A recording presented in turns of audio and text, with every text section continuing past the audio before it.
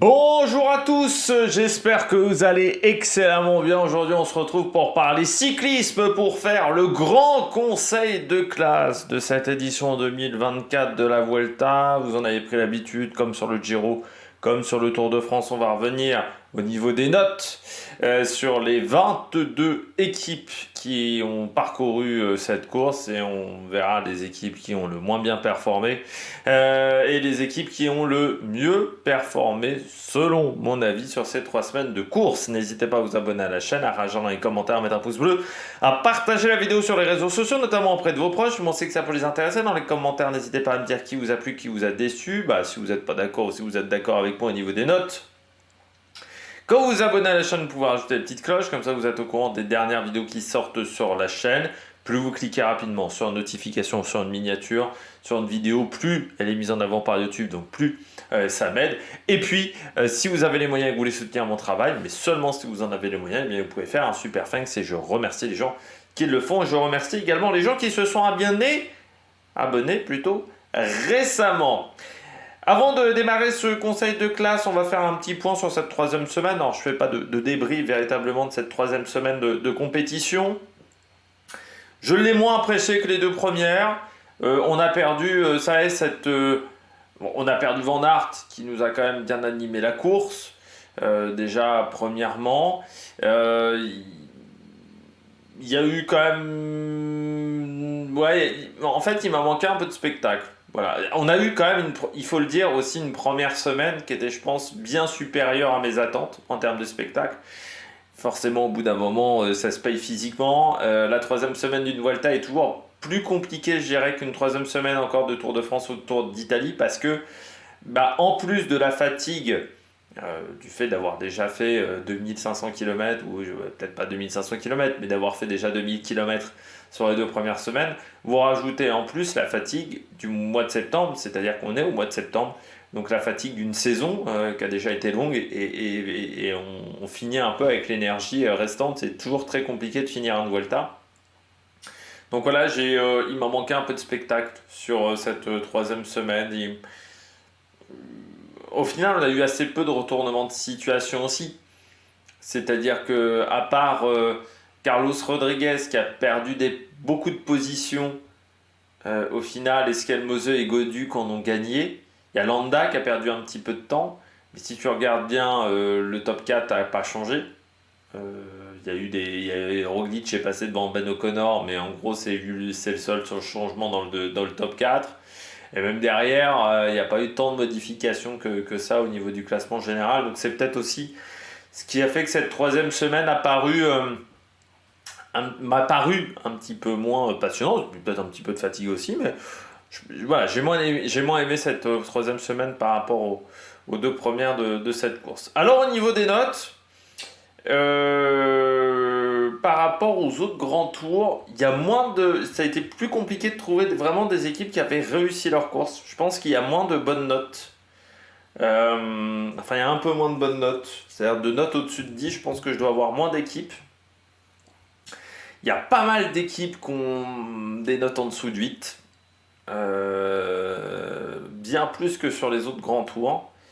Et en note moyenne, il y a des équipes qui ont eu du mal à noter parce que en gros, t'as des coureurs qui ont réussi leur objectif, mais globalement, collectivement, l'équipe a eu plus de mal. Alors, comment je fais pour donner mes notes? J'ai pas vraiment de barème précis, on va dire. Je classe en fait au départ en 4 catégories. Je classe les équipes entre 0 et 5, 5, 10, 15, 20 et au-dessus entre 0 à 5, 5, 10, 10, 15 et 15, 20. Donc je les classe comme ça une première fois. Donc je fais une première hiérarchie où à peu près je place les équipes de cette manière-là. Et puis ensuite, ce qui va faire la différence aussi au niveau des notes, comment je fais pour obtenir des notes. Je réfléchis à est-ce que l'équipe, quelles étaient les attentes qu'on pouvait avoir sur cette équipe-là, quels étaient les objectifs au départ, quels sont au final les résultats à la fin, et est-ce qu'il y a un vrai décalage entre les résultats de départ et les résultats de fin. Bien entendu, si l'équipe a eu des bons résultats, si vous avez un coureur dans le top 10, ça fait des petits points en plus, mais il y a quand même cette réflexion-là de ce qu'on pouvait penser de cette équipe au départ, de quelles étaient mes attentes au départ, du côté de cette formation. Donc ça joue. Et puis après, c'est est-ce qu'on l'a vu dans les échappées? Est-ce qu'ils sont présents dans le classement du général? Est-ce qu'ils ont remporté des étapes ou non? Est-ce qu'ils ont été performants collectivement ou non? Le classement par équipe, ça compte aussi un petit peu. Est-ce que ils ont été présents sur d'autres classements ou non?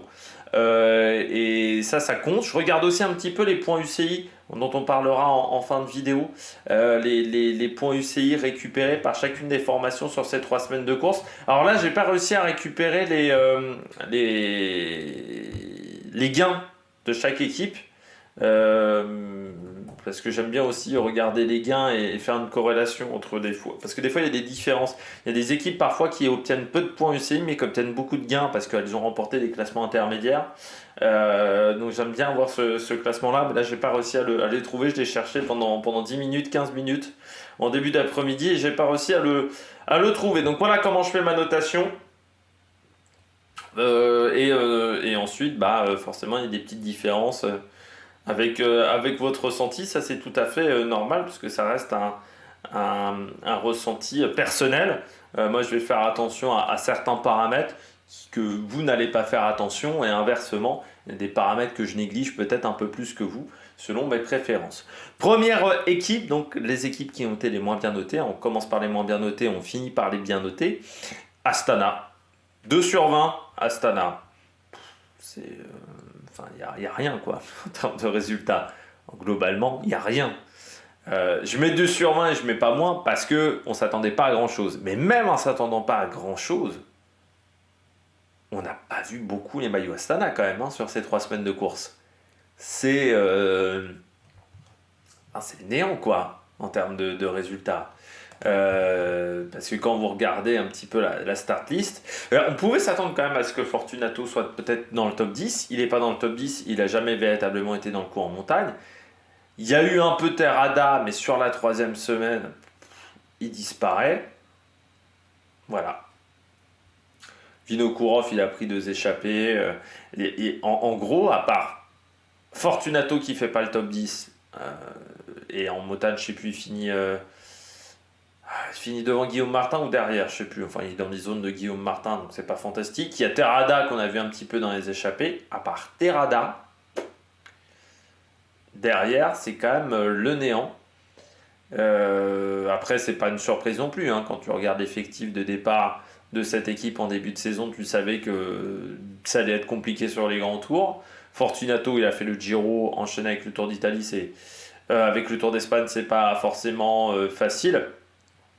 Et après, tu vois bien que dans le collectif, il y avait pas Lutsenko par exemple. Ça va être compliqué quand même pour Astana parce que on parle du maintien. Ils ont quand même 4000 points de retard. Les Chinois, il va falloir quand même qu'ils trouvent une superstar, parce que s'il n'y a pas une superstar qui est capable de scorer seul, ça va être difficile. Et superstar qui est capable de scorer seul, il n'y en a pas 150 dans le peloton. Je vois pas comment cette équipe peut rester en World Tour. Et pour moi, ça serait logique, parce que c'est quand même une équipe qui, aujourd'hui, n'a rien à foutre en World Tour. Pour moi, elle n'a pas le niveau, cette équipe Astana. Et donc là, il y a un vrai problème pour moi du côté de cette formation. Et sur cette Vuelta, c'est juste pas grand-chose, quoi. Il n'y a juste pas grand-chose en termes de résultats, c'est le néant pour moi. Donc voilà, compliqué d'être satisfait de la course d'Astana, où on a l'impression qu'ils ont fait juste le nombre, quoi. Il manquait une équipe en World Tour, fallait faire le nombre, mais en gros, en termes de résultats, c'est nul, quoi. Il n'y a pas grand-chose à se mettre sous la dent. Deuxième équipe flop, Intermarché. 3 sur 20. Ouais, j'ai été assez sévère avec Intermarché, mais je m'attendais à beaucoup mieux. Je m'attendais quand même pas à des merveilles, encore une fois, mais je me disais, c'est une équipe qui est quand même capable de faire mieux. Tu pars avec Luis Mentis. Luis Mentis, tu te dis, même s'il ne fait pas le général, il va être présent dans des échappées. On l'a vu, je crois, une fois dans une échappée, Mentis. C'est vraiment une année pour le Sud-Africain qui est pas loin d'être catastrophique, quand même, la saison 2024 de Luis Mentis. Parce qu'en termes de résultats, c'est vraiment très très compliqué pour lui. Il n'y a pas grand-chose qui fonctionne, pour le dire simplement. C'est même vraiment pas bon. Je m'attendais pas à ce que ça soit aussi dur pour lui. C'est vraiment là, on est sur une année qui est extrêmement compliquée pour le coureur sud-africain. Il n'y a pas grand-chose qui a fonctionné pour lui. Et après, tu retires Louis Mentis, tu te dis, bon, c'est pas grave, il y a quand même Arne Marit pour les sprints. Là aussi, les sprints d'Arne Marit, ça a été très très très compliqué, je trouve. Alors, tu as une troisième place de Vito Braet. Mais bon, ça sauve pas 3 semaines, hein, une troisième place du côté d'Intermarché. Voilà, tu sauves pas 3 semaines seulement avec une troisième place, et encore une fois, avec une équipe où il y avait quand même potentiellement des gens qui pouvaient faire quelques petites choses. Je pense Lorenzo Rota, transparent encore. Bon, Ren Taramae, qui va maintenant aller au Japon, compliqué depuis quelques temps. Ren Taramae, quand même au niveau World Tour. Et puis après, Tom Paco, Kobe Gusson, bon, ils nous ont pas éblouis par leur talent, quoi. Donc ça fait des résultats qui ont été au final très faibles. Je me dis même qu'Intermarché aurait peut-être dû miser plus sur un Hugo Page, même potentiellement, qu'un Arne Marit. Parce que Hugo Page, il a déjà montré des résultats sur des grandes courses, et que ça aurait peut-être été plus intéressant du côté de cette formation. Mais oui, 3 sur 20, parce que pour moi, ça vaut pas plus. C'est un petit peu plus que Astana, parce que vous avez cette troisième place de Vito Braet, et vraiment Astana, pour moi, n'a pas grand-chose à se mettre sous la dent. Mais bon, ça reste extrêmement faible en termes de résultats, globalement, sur ces 3 semaines de course. C'est pas suffisant. On ne peut pas être satisfait du côté de cette formation des résultats qui ont été réalisés sur ces 3 semaines. Deuxième équipe à 3 sur 20, Cofidis. Guillaume Martin, je crois qu'il fait 15. Mais 15e en étant anonyme. Il l'a même dit, j'ai fini anonyme. Enfin, c'est le grand tour qui a été le plus compliqué pour lui. Il finit 15e, alors on ne l'a pas vu, Guillaume Martin. Et ensuite, ouais, il y a Thomas Champion, il y a Yannis Aguirre, mais on est un peu comme dans la même situation qu'Intermarché, c'est-à-dire que oui, ils font des places d'honneur pour Yannis Aguirre, oui, Thomas Champion a été visible dans les échappées, mais ça ne suffit pas. Ça ne suffit pas pour une équipe World Tour. On ne parle pas d'une équipe de... En temps, ça aurait été Euskatel et Euskadi, j'aurais dit ouais, pourquoi pas, on leur met un 8 ou un 9. Mais là, on parle de Cofidis. On parle d'une équipe qui part avec Brian Cocard, qui a été inexistant pendant cette course. Kenny Elissonde. C'est quand même compliqué, Kenny Elissonde, de défendre Kenny Elissonde. Là, c'est... Voilà. Et puis en plus, le fait de prendre Brian Cocard sans train, ça reste encore une énigme. Rezou Serrada, il a certes fini la course, mais alors, homme invisible. Donc voilà, Ruben Fernandez, Jonathan Lastra, bon, là aussi, ça n'a pas été exceptionnel pour ces coureurs-là. Mais je trouve qu'il n'y a pas suffisamment de choses pour dire, bon, la course est un minimum réussie. Brian Cocard est très loin dans ses sprints, il est super mal placé. Guillaume Martin, bon, il n'a jamais été en mesure de se mêler à la lutte en montagne, alors que pourtant, il y avait quand même moins d'adversité que sur les 2 autres grands tours, je pense, dans ce domaine-là. Et donc, il n'a pas réussi à enchaîner pour moi Tour de France et Vuelta. Peut-être déjà la tête chez Groupama, en passant du côté de Guillaume Martin. Yannis Aguirre, bon, il prend quelques échappées, mais même dans les échappées, il finit quand même pas, il joue pas pour la gagne. Donc ouais, ça a été difficile aussi, Cofidis. J'ai envie de dire, l'année est compliquée, c'est-à-dire qu'à part le Tour d'Italie, au final, qui est leur grand tour le plus réussi, sinon le reste était extrêmement compliqué. C'est-à-dire, à part un mois de mai, on avait pensé qu'il relançait un petit peu la machine. Le début de saison est catastrophique. Bon, depuis fin juin, c'est aussi très compliqué quand même aussi en termes de résultats. Donc il y a eu une petite période, mai-juin, où on a cru que l'équipe avait réussi à se relancer et se remettre en route. Ça a tenu que 2 mois. C'était un équilibre fragile qui n'a pas duré suffisamment longtemps. Troisième et dernière équipe à 3 sur 20, la Bahreïn. Ah oui, hein, on partait avec des ambitions pour Antonio Tiberi du côté de cette structure, mais qui abandonne quand même extrêmement vite. Donc c'est difficile de juger la course de Tiberi en termes de résultats, parce que c'est vrai qu'il a disparu dès la première semaine de compétition. Donc un petit peu dommageable, parce que le chrono était pas mal du côté de Tiberi. Et puis après, Jack Haig inexistant. Là aussi, hein, c'est un peu comme Guillaume Martin, c'est des coureurs qui certes sont dans le top 20, mais on les a pas vus en échapper et ils n'ont pas réussi à tenir la cadence en haute montagne. T'as quand même aussi 3 abandons, hein, Tiberi, Caruso, qui est plutôt jeune aussi, hein, Damiano Caruso, ça commence à se faire sentir, et Keplinger, qui est le troisième abandon. Sutterling, là aussi, je me disais, bah tiens, Sutterling, pourquoi pas pour les sprints? Ouais, bah ça s'est pas vu non plus. Bon, Milosevic, on a bien compris qu'il essayait de retrouver un contrat pour l'année prochaine, il essayait de se montrer, mais bon, ça reste quand même un petit peu timide. Traen, bah, c'est compliqué, c'est un coureur qui a du mal quand même à être performant qui a être régulier. Torsten Traen, je trouve. Camille Gradec, là aussi, j'ai pas grand chose à dire parce qu'il aurait fallu déjà le voir. Donc du côté de la Bahreïn Victorious, c'est pas suffisant. Et le fait d'avoir perdu Tiberi d'entrée, ça leur coûte extrêmement cher parce qu'ils ne misaient en fait que sur Tiberi. C'est-à-dire quand tu regardes un petit peu, ils ne misaient que sur Tiberi. Et contrairement à d'autres formations qui ont réussi à se relancer en perdant un leader, notamment la UAE, pour les citer, ou même en ayant perdant l'objectif peut-être d'un général, je pense à Echaï Koualoula qui a réussi à se relancer, autant cette structure-là n'a jamais réussi à le faire.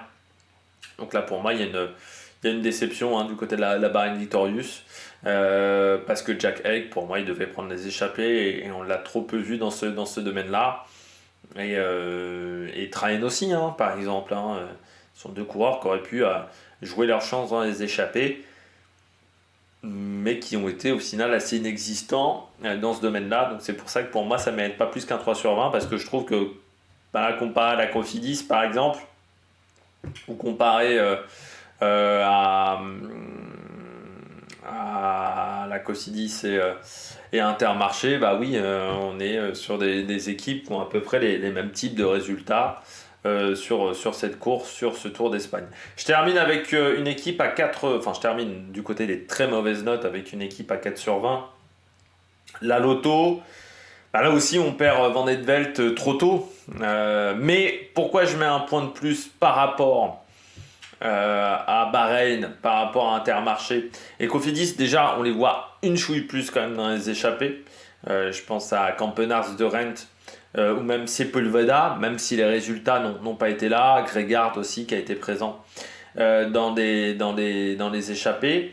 Parce que Van Edvelt a quand même eu des résultats avant d'abandonner. Donc je le prends en compte. Il a eu plus de résultats que Tiberi, hein, il était dans le coup, notamment pour certaines étapes où il a été intéressant et on a envie de voir ça pour l'avenir. Après, du côté des sprints, Ariane Livens, ouais, assez transparent là aussi. Et puis Andreas Krohn n'a pas vraiment pesé sur la course, abandon dès le 7e jour dès la 7e étape. Ça, c'est un petit peu dommage parce que moi j'attendais beaucoup d'Andreas Krohn sur cette course, tenter de le voir sur des échappées en 2e ou 3e semaine. Bah, il aurait fallu atteindre la 2e semaine. Thomas de Rent, bah, là le poids des ans aussi, hein, se fait sentir du côté des coureurs belges qui auraient voulu attraper une dernière victoire dans sa carrière, mais ça ne l'a pas fait sur cette Vuelta. Et puis Campenart, un peu moins fringant que sur le Tour de France, même si on l'a vu beaucoup, hein, c'est vrai que je trouve qu'il était une chouille moins bien que sur le Tour de France. Il faut bien le dire aussi, réalisé un très grand Tour de France. Peut-être un petit peu de fatigue pour le coureur belge. Et puis après, Sepulveda en haute montagne, il y a meilleur que lui, donc c'est très compliqué dans les échappées parce que c'est pas le meilleur grimpeur. Et après derrière, c'était Moniquet. En plus, il s'est tapé un genou. Enfin, il a eu des problèmes avec un genou pendant cette Vuelta, donc pas forcément évident. Donc voilà, 4 sur 20, c'est une chouille mieux que Bahreïn, Intermarché et Cofidis, ça reste quand même pas exceptionnel du côté de la structure belge. On poursuit avec encore des équipes qui n'ont pas forcément des super bonnes notes, mais on passe au 5 sur 20 avec Arkea. Bah oui, hein, Arkea, alors on s'attendait là pas non plus à grand chose en termes de résultats. Hein. C'est vrai que il n'y avait pas forcément Arnaud Démare au départ, il n'y avait pas de grands sprinteurs. En grimpeur, il y avait Christian Rodriguez qui a fait ce qu'il a pu. Le résultat, il a été pendant très longtemps dans le top 10 du général. Il finit quand même 13e, ce qui pour moi est plutôt un bon résultat. Pour un coureur de ce profil-là, hein, Christian Rodriguez, c'est pas un mec qui est en capacité de faire beaucoup mieux que top 15 dans le classement général d'un grand tour. Mais en dehors de Christian Rodriguez, on a vu Mathis Lebert dans les échappées. Et puis après, derrière, un petit peu Guernalec, bon, Gugelmi qui fait un top 10 aussi dans un sprint. C'est pas suffisant pour faire mieux que 5 sur 20, quoi. Très clairement, bon voilà, il manque un Lorenz Heuss quoi, après des échappées, ou Elie Gebert qui a abandonné très vite. Donc c'est vrai qu'on s'est contenté de 3 coureurs quasiment qui ont amené la majorité des résultats et de la visibilité de l'équipe, donc c'est un petit peu problématique pour moi, mais au moins il y a Christian Rodriguez qui a réussi son objectif, donc c'est pour ça que je mets 5 sur 20, mais bon, encore une fois, une 13e place, c'est pas suffisant, surtout quand tu es comme Arkea dans une situation où tu dois marquer des gros points. Au niveau UCI, hein, c'est vrai que tu es dans l'obligation d'aller chercher des points. Bah là, il en manque un petit peu hein, du côté de l'équipe française. Et c'est pas en marquant 200 ou 300 sur une épreuve de 3 semaines que tu vas réussir à remonter dans le classement. Donc c'est là où il y a un problème du côté de la structure française qui, je rappelle, est toujours relégable pour le moment, qui est la première équipe relégable. Du côté du World Tour, ce qui veut dire qu'il va falloir quand même marquer pas mal de points l'année prochaine s'ils veulent rester en première division. On poursuit avec Euskadi Euskadi 6 sur 20. C'est dommage, première semaine qui était pas mal, mais Aberasturi qui abandonne très vite au bout de la 6e étape. Ensuite, on les a assez peu vus. Alors il y a eu quand même Izaza qui a été pas mal présent dans les échappées, mais c'est vrai que il en manque quoi. Il en manque, en plus il rate l'échappée qui était importante à 4-5 jours de l'arrivée, où là il se rate complètement le lendemain de l'étape de jeudi, où là ils ratent l'échappée et ils ne doivent pas rater l'échappée ce jour-là. Et c'est vrai que la comparaison avec Kern Pharma fait quand même extrêmement mal du côté d'Euskaltel à Euskadi, même si pour moi Kern Pharma a surperformé de manière assez exceptionnelle. Mais ouais, c'est dommage. La première semaine était pas mal. C'est peut-être aussi pour ça que je note un 6 sur 20. Peut-être que certains mettront une note un petit peu plus haute. Mais voilà, leur première semaine était intéressante. Et après, derrière, ils ont quand même été assez transparents sur la 2e et la 3e semaine. En même temps, j'avais pas non plus des grosses attentes, hein, il faut bien le dire, du côté d'Euskaltel à Euskadi par rapport à leur saison. Mais dommage qu'ils ont raté des échappées pour moi importantes. C'est là où je suis un petit peu déçu. Ils ont raté des échappées où normalement il faut qu'ils soient à l'avant, au moins c'est le minimum. Et c'est là où je trouve qu'il y a un petit souci du côté d'Euskaltel, mais c'est sûr que quand tu vois l'équipe au départ, tu t'attendais pas à avoir des gros résultats. Et puis c'est vrai que c'est dommageable qu'Aberasturi ait abandonné aussi vite, parce que sur les sprints, il avait été pas mal du côté du Portugal, mais il abandonne dès la 6e étape, c'est l'un des premiers abandons. Même de cette Vuelta, et forcément ensuite tu perds ton sprinter. Alors, derrière en plus il y a Baou qui a une petite pointe de vitesse, mais de toute manière ça aurait été compliqué de faire mieux que top 10. Et puis oui, il y a des Biscara par exemple pas suffisamment présents, Beraza Tegui également pareil, donc il y a quand même pas mal de coureurs qu'on n'a pas suffisamment vu. Luis André Maté, on l'a vu pas mal sur les premiers jours de course, notamment en prenant le maillot de la montagne. Ensuite il a aussi disparu. C'est pour ça aussi que je note 6 sur 20, parce que le début de course était pas mal. vraiment. Et après l'abandon d'Aberasturi, tout s'est un petit peu déréglé. J'ai l'impression du côté d'Euskaltel, ça c'est un petit peu dommageable du côté de la formation basque. Ineos, 7 sur 20. Hein. Pour moi, la Vuelta d'Ineos, alors, elle est un peu moins pire que l'année dernière. L'année dernière, c'était vraiment le niveau zéro. Mais quand même, enfin, bon, Carlos Rodriguez fait 10. Waouh, super. On parle quand même d'Ineos, quoi. C'est-à-dire qu'il faut bien avoir en tête que ça fait quand même partie des équipes. C'est l'un des plus gros budgets, encore aujourd'hui, du World Tour. Ça va être troisième, quatrième budget, hein, parce que maintenant, avec Red Bull, Bora a gagné en argent. Ne pas réussir à faire mieux que dixième, ne quasiment pas être présent sur les sprints, être assez peu présent dans les échappées aussi, parce que quand tu regardes, oui, il y a eu Narvaez, oui, il y a eu Rivera, il y a eu Oscar Rodriguez, mais est-ce qu'ils ont véritablement été en position de gagner? Non. La chute le premier jour leur a coûté, je pense, assez cher aussi. Enfin, le deuxième jour de course. Parce que Narvaez, Starling tombent. Donc ça leur coûte cher. Arensman n'a jamais été dans le coup. De plus, pareil. Un petit peu le même combat. Les deux abandonnés assez vite, mais véritablement n'ont jamais été dans le coup. Et Carlos Rodriguez, sur les derniers jours de course, il s'est un peu effondré. Donc ça leur coûte également très cher. Mais de toute manière, même si Carlos Rodriguez finit pas dixième et qu'il finit sixième, par exemple, imaginons il finit sixième à la place de David Gaudu, c'est pas pour ça que j'aurais mis une bonne note à Ineos. Allez, ils auraient peut-être eu 8, eu 9, ils n'auraient pas eu beaucoup plus, ça aurait fait gagner 1 point ou 2 points. Non, vraiment, globalement, c'est une Vuelta ratée. On s'aperçoit quand même que ça fait depuis 2 ans que ça fait depuis 2-3 ans que la Vuelta, c'est absolument pas leur priorité. Ouais, il faut bien le dire, parce que même la première année où Rodriguez participe à la Vuelta, tu sens qu'ils mettent Rodriguez parce qu'ils n'ont pas envie de mettre quelqu'un d'autre. C'est pas leur priorité cette course-là, c'est plus leur priorité. Et de toute manière, même quand c'est un grand tour qui est leur priorité, en termes de résultats, c'est difficile parce que, comme je le dis souvent chez Ineos, il y a un gros collectif, il manque des stars. Il manque des stars dans cette équipe. Et c'est vrai que quand tu vois le collectif au départ, bon, il y a Rensman et Rodriguez, mais c'est vrai qu'il y a quand même des coureurs qui participent. Je pense que notamment Kim Hayduk, se retrouver à avoir un Kim Hayduk ou un Brandon Rivera au départ d'un grand tour avec Ineos, c'est là où tu vois que globalement le niveau de l'équipe a quand même diminué.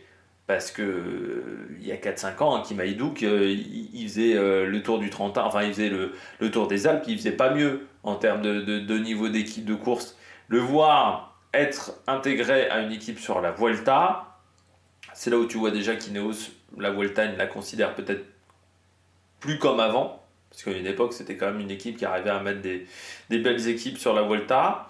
Et puis, tu t'aperçois aussi que globalement, il y a quand même un niveau qui diminue. Parce que Kim Hayduk, ça fait depuis 3 ans qu'on attend qu'il émerge.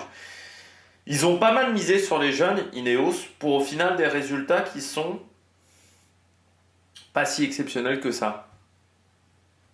En réalité, ça fait depuis 3-4 ans qu'ils misent quand même beaucoup sur les jeunes.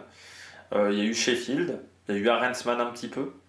Il y a eu Rodriguez, il y a aussi des coureurs, je pense à Kim Hayduk, je pense aussi au Canadien qui a remporté le chrono du Tour de l'Avenir.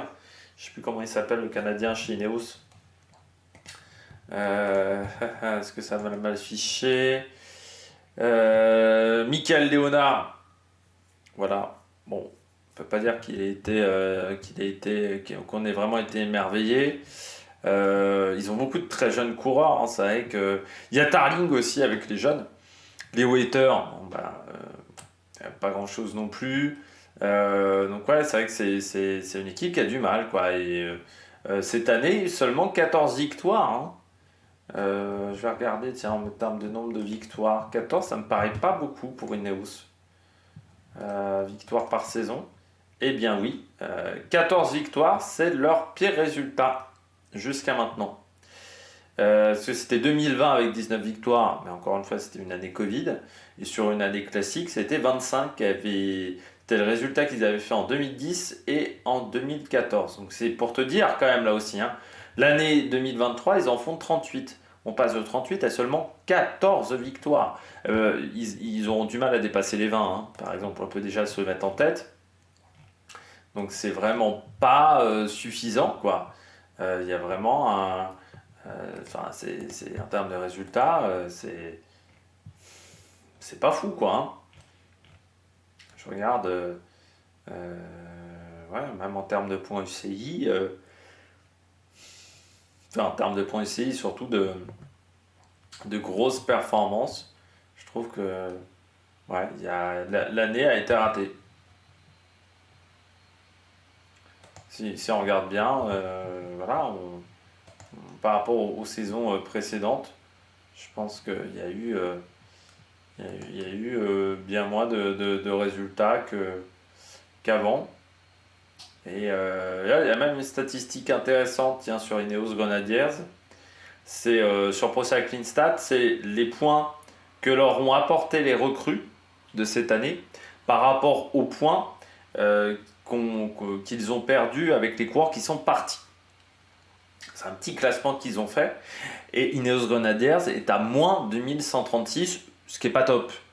Ça veut dire que, bah oui, Sivakov, Gegenhardt, Luc Plapp, Martinez, ces coureurs-là ont fait perdre beaucoup de points à la structure Ineos, qui n'a pas réussi à compenser, parce que par exemple Andrew Auguste ou encore Lateo Dorstorm n'ont pas de points. Artem Schmidt, c'est seulement 12 points. C'est là où on voit qu'il y a ils misent beaucoup sur les jeunes, mais pour l'instant, en termes de résultats, c'est pas forcément efficace du côté d'Ineos, d'où ce 7 sur 20, qui est une note sévère, mais je n'ai pas été émerveillé par leur Vuelta, hein, il faut bien le dire également. Et heureusement, à chaque fois qu'il y a Geraint Thomas, quand même très souvent, hein, du côté d'Ineos. Parce que sans Geraint Thomas, parfois ça serait compliqué. Quick-Step, 8 sur 20. Leur Vuelta dépendait quand même beaucoup des résultats de Landa. Ça, c'est clair et net. Dès le départ. Parce que c'était quand même la tête d'affiche de l'équipe et on avait bien compris qu'ils misaient beaucoup sur Landa. En réalité, en haute montagne, Landa a souvent était quand même un petit ton en dessous. Il finit 8ème. Ce qui est bon, un petit peu loin en termes de résultats du côté de... Enfin, quand tu mises autant sur un coureur. Ce que je reproche aussi à Soudal, et ça a joué sur leurs notes, c'est l'étape où ils font relever Cataneo, hein, l'étape de jeudi où ils font relever Cataneo, alors que pour moi il peut aller chercher la gagne. Je trouve aussi que Mauri Van Sevenant a pas pris beaucoup d'échappées, et bon, ça a été, quand il a été en échappée, il n'a pas été forcément excellent. C'est vrai qu'on va dire que Soudal Quick-Step, on leur a pas donné beaucoup d'occasions d'être en échappée, et je trouve que quand ils ont été présents dans les échappées, ils n'ont pas été exceptionnels. Après, voilà, on avait un leader, ce qui peut se comprendre, hein, on avait un leader unique du côté de cette formation. Bon, voilà, il s'est raté sur les 2-3 derniers jours. C'est sûr que s'il fait 5ème ou 6ème, les notes montent un petit peu plus, on passe la moyenne du côté de la Soudal Quick-Step. Mais il fait que 8ème et sans avoir eu un impact énorme sur la course.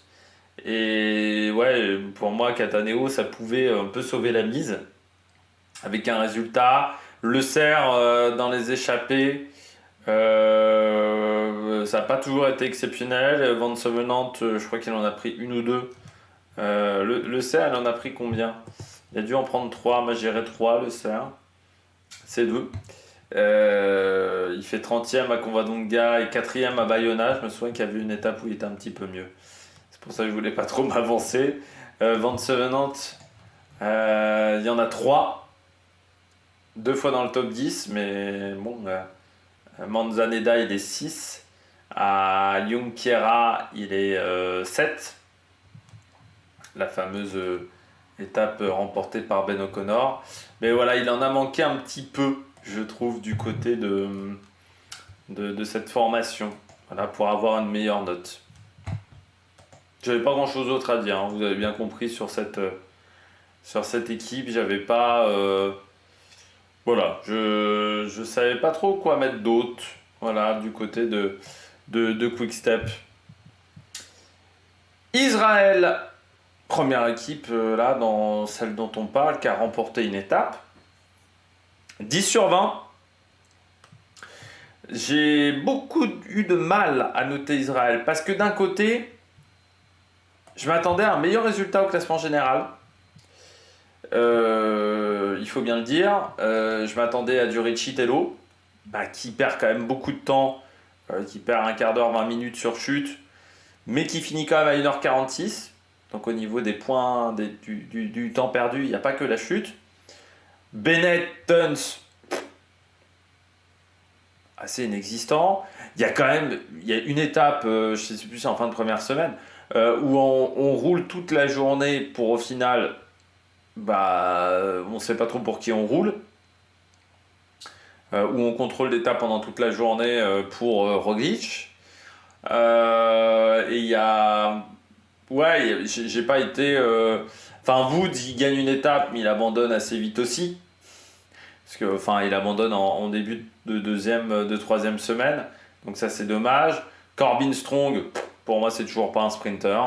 Pour moi, c'est un coureur qui a une bonne pointe de vitesse, mais comme Turgis. Turgis, c'est pas un sprinter. Mais on veut le faire des sprints, sauf que, il est en difficulté dans ce domaine-là. Riley Sheehan, alors, il a dû prendre une ou deux échappées, Sheehan, mais au final, 2 échappées en troisième semaine. Le vainqueur de Paris Tour l'année dernière. Mais ça n'a pas été si exceptionnel que ça. Alors après, c'est un coureur qui a eu des bons résultats en début de saison, donc c'est pas toujours facile d'enchaîner.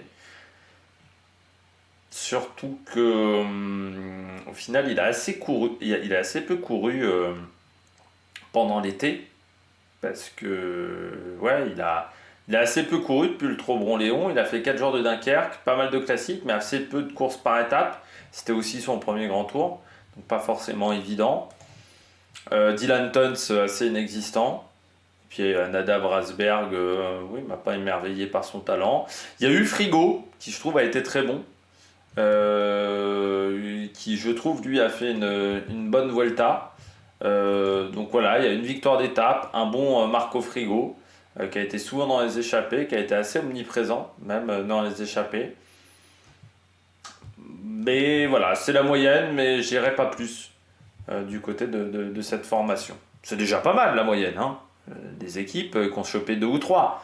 Mais pour moi, c'est pas plus que la moyenne. EF, j'ai mis un petit peu plus que pour Landa parce que Carapaz est quand même dans le top 5. J'ai mis 11 sur 20. Mais là aussi, je reproche à cette équipe. En fait, on a vu un petit peu que Carapaz. Alors oui, on avait un objectif, mais dans les derniers jours, moi j'aurais bien aimé voir un petit peu. Alors il y a eu aussi parfois des tentatives où Carapaz a quand même été animateur de cette Vuelta. C'est vrai qu'on a beaucoup vu le maillot EF grâce à Carapaz. Mais en dehors de Carapaz, c'est vrai qu'il y a certains coureurs qui ont été beaucoup plus discrets. Alors il y a eu quelques tentatives de Darren Rafferty, de James Shaw, mais j'aurais peut-être aimé plus Cepeda, assez inexistant. Et ce qui est assez surprenant en plus du côté de l'EF, parce qu'on n'avait pas forcément mis de coureurs pour accompagner Carapaz. C'est-à-dire qu'autour de Carapaz, quand vous regardez la liste de départ, il y avait peut-être Cepeda, mais il y avait surtout Uran, pour moi, et qui abandonne d'entrée. Rui Costa abandonne vite aussi. Ça, c'est dommageable pour ces deux coureurs-là. Mais je m'attendais pas forcément à ce que ça soit Cepeda qui accompagne en montagne. Et de toute manière, Cepeda en haute montagne, c'est pas le meilleur au monde. Donc je m'attendais plutôt à voir Cepeda partir dans les échappées. Puis on laissait Carapaz seul. De toute manière, il était quand même souvent seul parce que Cepeda a pas eu forcément... Enfin, même s'il a eu un rôle qui était plus important en haute montagne que ce à quoi je pouvais penser, ça restait quand même limité dans cet exercice-là. Après, vous avez une belle 4e place de Richard Carapaz qui a animé cette épreuve. Mais c'est dommage aussi que Uran et Costa aient abandonné aussi vite parce que j'aurais bien aimé voir Rui Costa en 3e semaine, notamment dans certaines arrivées en groupe. Et du côté d'Uran, j'aurais bien aimé voir, pour un dernier grand tour, c'est vrai qu'il termine un petit peu en eau de boudin, la carrière d'Uran. Déjà que l'année a pas forcément été fantastique pour le coureur colombien, donc un petit peu déçu de ce côté-là. pour Rigoberto Urán, parce que la fin de carrière est pas excellente pour un coureur qui a quand même eu des très bons résultats. Et là, c'est vrai que son abandon lui coûte cher. Et puis, je ne sais pas si on va le revoir d'ici la fin de saison. Donc, c'est-à-dire toujours abandonner sur une chute, c'est pas top, quoi. Voilà. J'aurais aimé le voir, tiens, à Québec et à Montréal, mais ça se fera pas.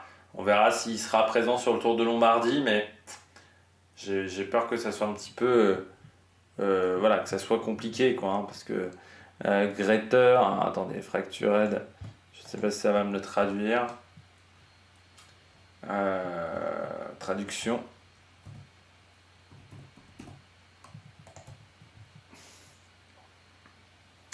Alors, qu'est-ce qu'une fracture du grand trochanté? C'est une fracture au niveau de la hanche. Voilà. Donc, de ce que je comprends, c'est un petit peu compliqué. Voilà. Oui, c'est au niveau du fémur. Voilà. C'est voilà, une fracture de la hanche. Voilà. Donc c'est au niveau du fémur, donc oui, on ne le reverra pas d'ici la fin de saison. Donc c'était les derniers jours de carrière de Rigoberto Urán, à part s'il reviendrait l'année prochaine pour faire quelques courses, notamment en Colombie. Mais là, c'est vrai que ça fait une fin de carrière en autre boudin. En plus, bon, on ne peut pas dire que les derniers résultats étaient excellents, parce que c'est vrai que les 2 dernières années ont été plutôt compliquées pour Rigoberto Urán. Donc, ouais, déçu voilà, pour le coureur colombien, parce que c'est l'un des coureurs qui a commencé plus tôt avec Cavendish en carrière, parce que c'est quand même 2006 à la T-Max. Rigoberto Urán, donc dans une équipe italienne, où vous aviez Roberto Ferrari, Fabio Baldato, notamment dans cette structure, Prigorny, pardon, l'Ukrainien, et donc Rigoberto Urán, qui à l'époque, Cristiano Salermo aussi, Pietro Poli, voilà, qui était dans cette équipe, qui avait notamment eu des résultats avec une victoire sur le Trofeo Matteotti, voilà, avec Prigorny, qu'on avait vu ensuite chez Vacances Soleil, voilà. C'était la plus belle victoire de sa carrière, même à Prigorny, l'Ukrainien, qui a depuis arrêté sa carrière. Il travaillait pour Minsk Cycling Club, ce qui est quand même assez marrant pour un mec ukrainien, quand on sait la situation qu'il y a eu après. Et je ne savais pas que dans sa carrière, il avait été viré d'une équipe, et se faire virer en plus de LP Airbreaks, c'était quand même assez fort à l'époque, parce qu'il avait violé une prostituée. Agressé, violé une prostituée. Alors ça, je ne savais pas. Voilà. Donc, vous saurez du côté de Prigorny. Voilà. Bon, on poursuit. Du côté d'autres équipes, avec la suite après la EF et des résultats un petit peu meilleurs. Après EF, la Lidl, 12 sur 20. Oui, il y a la belle 5e place de Skelmose. Ça, c'est un bon résultat. Du côté de la formation américaine. Ils sont toujours même sous bannière américaine, parce que j'ai même pas vérifié pour tout vous dire, la Lidl. Ou est-ce qu'ils sont maintenant sous bannière allemande? Avant c'était américain, parce que c'était Trek, non, c'est toujours américain. Parce que c'est vrai que Lidl est aussi présent aux États-Unis, pour ceux qui ne le sauraient pas. Mais Lidl Trek, oui, il y a la belle 5e place de Skelmose, ça c'est un bon résultat. Après, c'est vrai qu'en dehors de. Il y a eu Vachek aussi, qu'on a pas mal vu. Un peu Verona, et après bah, ça disparaît, hein. Samoumen, je crois qu'il prend une échappée de tête, c'était une échappée, Samoumen, et non, il y en avait 3. Je me souvenais surtout de celle de Padron, et il y a le Puerto des Ancares, mais ouais, Cazorla, j'en avais plus souvenir. Ciccone, transparent, Goggenhardt transparent et pourtant il finit la course. Alors Goggenhardt, l'année est quand même catastrophique, hein. C'est, alors je sais bien que bon, je me disais bon, certes il a pas couru pendant 6-7 mois parce qu'il avait arrêté en mai l'année dernière, donc c'était pas forcément évident. Mais entre le niveau qu'il avait avant sa chute et le niveau maintenant, on peut même avoir des inquiétudes sur sa capacité à revenir, hein.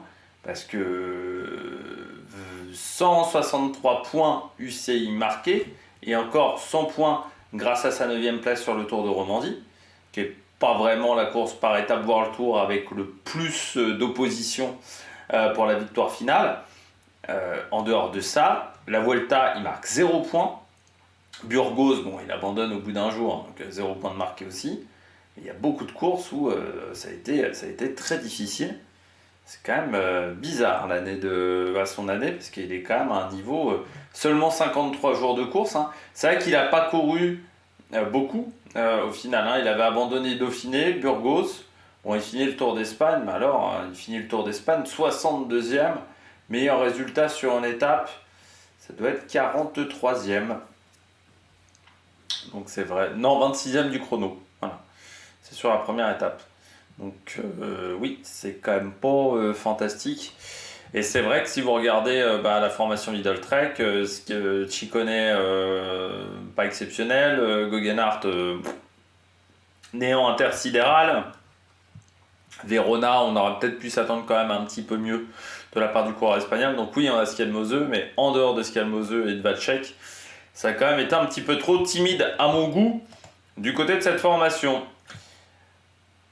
Donc 12 sur 20. Movistar, 12 sur 20. C'est un peu pareil que Lidl Trek. C'est-à-dire que oui, vous avez Enric Mas. Voilà, super. Enric Mas qui va prendre une place même sur le podium. Donc c'est même encore mieux que Schelmose. Mais ils ont été encore plus transparents dans les échappées. Alors, on a vu un petit peu Lascano, mais on voyait bien que l'année commençait à être longue. Il y a Carlos Canal qui a fait quelques sprints sans top 5. Pelayo Sanchez a abandonné et on sentait bien que physiquement ça commençait à être dur. Quintana, ça reste un coureur qui... en fait, ce qui est marrant avec Quintana, c'est qu'il fait quand même 31e du général, ce qui est un résultat que beaucoup de coureurs aimeraient. Sauf que dans toutes les étapes de montagne, il était toujours lâché avant les meilleurs. Il était toujours lâché avant. Il a fait quasiment toute cette Vuelta en étant lâché à 500 mètres de l'arrivée. On ne sait toujours pas s'il va être renouvelé, hein, Quintana, parce qu'il il avait qu'un an de contrat avec la Movistar. Il y a eu un Tour d'Italie qui n'était pas dégueu pour moi. Et un peu que le Tour d'Italie pour sauver sa saison, quoi. 233 points UCI, hein. C'est vrai qu'il y a son Tour d'Italie, voilà, qui je trouve c'est sa 2e et sa 3e semaine qui est pas dégueu. Mais en dehors, ça a été quand même un petit peu compliqué. En sachant qu'il est tombé sur Burgos, donc ça n'a pas aidé non plus pour être performant sur le Tour d'Espagne. Mais on verra s'il est renouvelé du côté de la Movistar, ou est-ce que il faudra qu'il cherche une nouvelle équipe. Et je peux pas vous dire que beaucoup vont se bousculer au portillon pour intégrer Nairo Quintana. Donc il faut quand même surtout miser sur un renouvellement de contrat du côté de la Movistar, mais un renouvellement d'1 an, de 2 ans. Là, il n'a pas forcément énorme, il a un peu aidé Enric Mas, mais c'est pas forcément le coureur qui a eu le plus gros impact, même sur le podium d'Enric Mas. Donc, ouais. Moi, je mettrais comme ça. Donc, 12 sur 20 pour moi pour la Movistar, parce que certes, vous avez le podium d'Enric Mas. Mais bon, c'est quand même leur tour national. Donc, je m'attendais à aller voir un petit peu plus que ça. Et puis, moi, je suis quand même un peu déçu du côté d'Enric Mas. C'est qu'il y avait quand même peut-être la capacité de prendre la 2e place, mais il aurait fallu oser un petit peu plus. Et ça, je trouve que c'est vrai que comparé à Carapace, par exemple, c'est quand même un coureur qui est très frein à main, qui n'est pas le coureur le plus spectaculaire au monde. Et peut-être qu'à être un peu trop sur le frein à main, ça lui a peut-être coûté la 2e place. Parce que quand vous voyez l'écart au général entre Ben O'Connor et lui, tu te dis, s'il avait parfois tenté d'un peu plus loin ou s'il avait voulu faire à 100% la différence, peut-être que ça aurait pu vouloir le coup pour aller chercher cette deuxième place. Bon, Alpecin 12 sur 20 aussi. Alors je vais me répéter un petit peu comme d'habitude du côté d'Alpecin.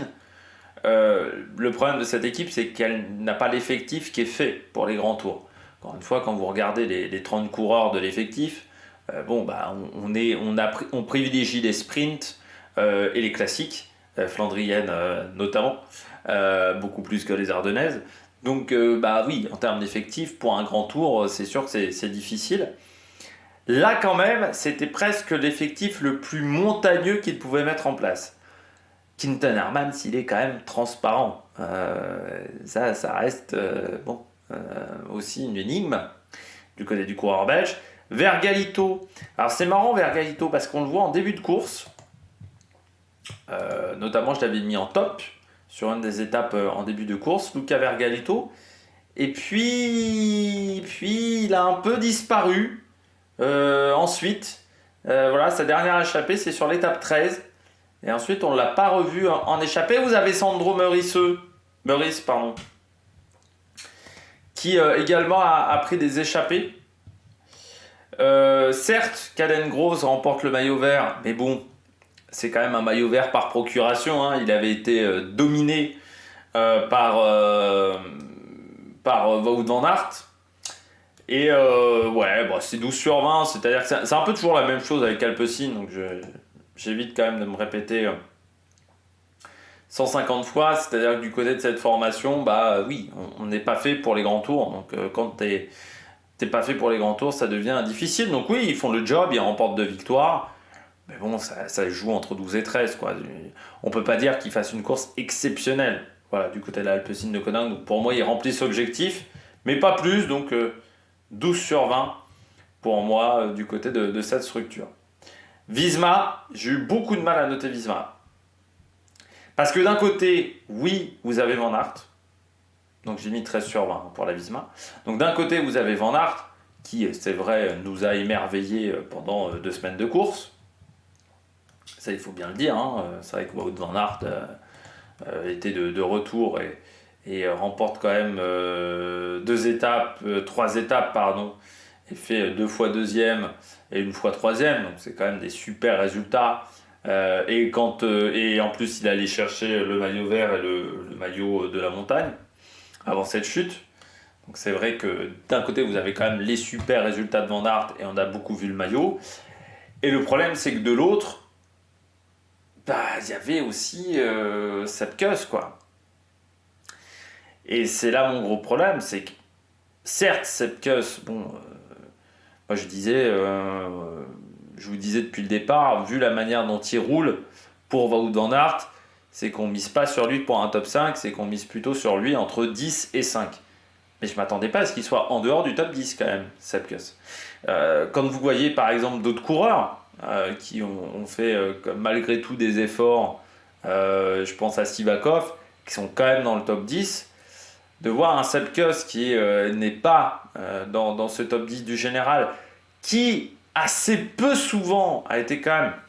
Alors c'est marrant Sepp Kuss parce que on peut pas dire qu'il a jamais été dans le coup sur ce Tour d'Espagne. Sur quelques étapes, il a été là. Sur quelques étapes, on le voit, il est en capacité de jouer avec les meilleurs. La fin de course n'est pas bonne. Picon Blanco, notamment, il perd beaucoup de temps à Madrid. Mais c'est vrai que j'en avais parlé parmi les revenants, même en fin de deuxième semaine, hein, sur la vidéo de bilan de la deuxième semaine, j'avais dit il fait partie des revenants, comme Gaudu, comme Scalmoseux, qui ont commencé piano la course et qui montent en puissance au fur et à mesure.